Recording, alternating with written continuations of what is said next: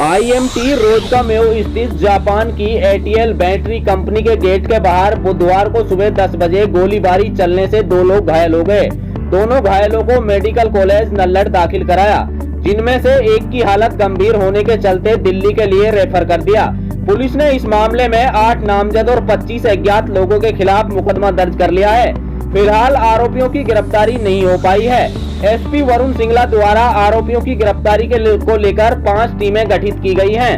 उक्त वारदात की घटना कंपनी के गेट पर लगे CCTV कैमरे में कैद हो गई।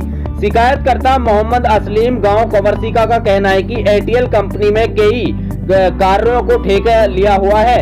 अपने साथ आरीपुर मिन्नू गांव कवरसीका काम करता है।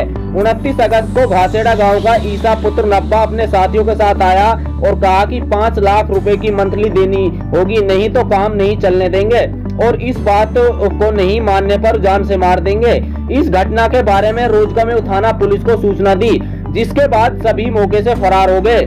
लेकिन बुधवार की सुबह 10 बजे आरीपुर मिन्नू कंपनी के गेट के बाहर निकला तो एक I-20 कार में सवार ईसा व उसके साथियों ने कई गोलियां चला दी।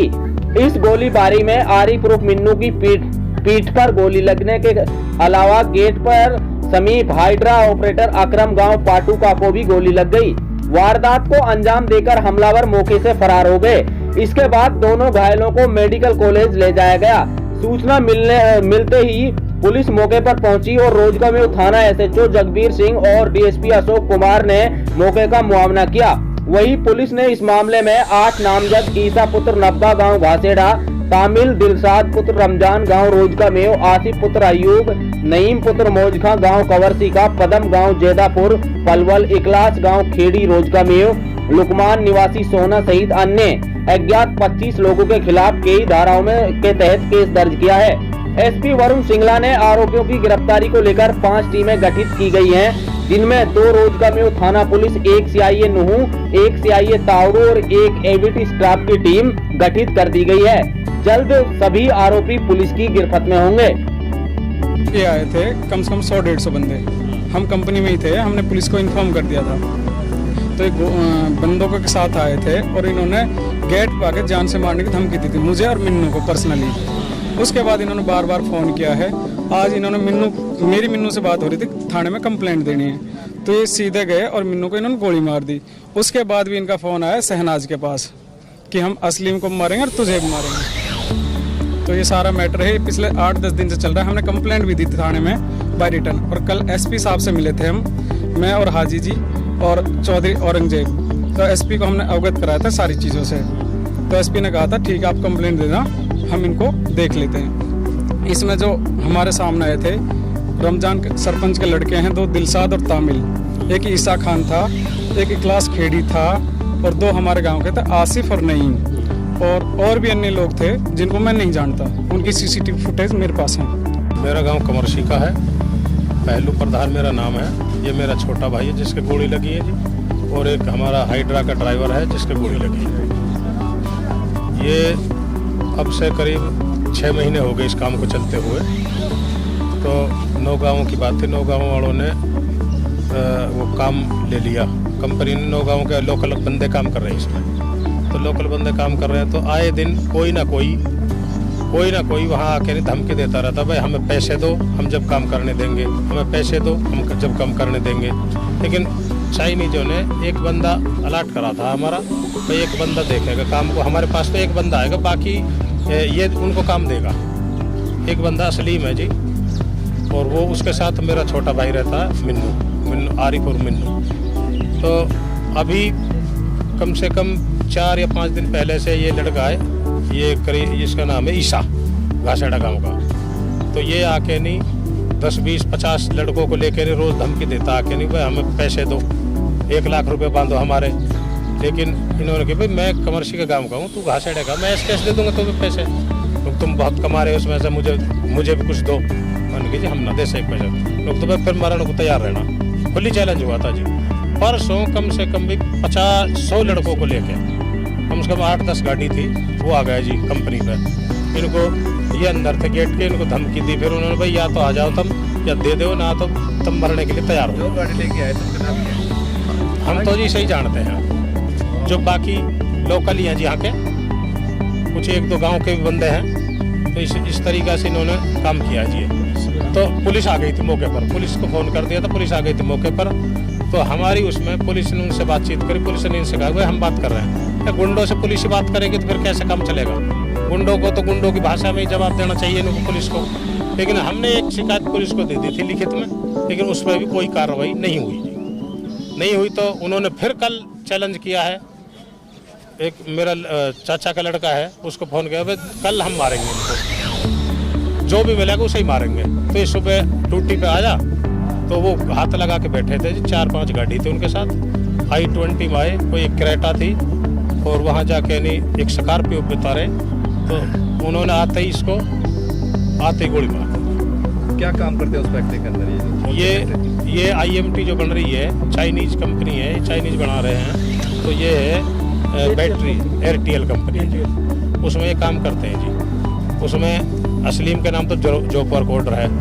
ये उसको काम को देखता है भाई यहाँ क्या काम देना है, क्या नहीं देना है, क्या करना है, जितनी मशीनरी चाहिए कंपनी को, उस तरीक़े से ये काम करते हैं। कितने बंदों पे गोली लगी? ये 2 बंदों की गोली लगी है जी। क्या क्या नाम है? एक मेरा छोटा भाई है जो उसका नाम आरिफ उर्फ मिन्नू है, और एक जो हमारे एक हाइड्रा लगे हुए हैं कंपनी में, हाइड्रा का जो ऑपरेटर है उसका नाम मुझे पता नहीं है, उसकी गोली लगी है जी। वो पाटू का गाँव का क्या कहता है जी। पुलिस प्रशासन क्या कहेगा जी, हमने तो उनसे बोला है, फ़ोन भी किया था 112 नंबर पे।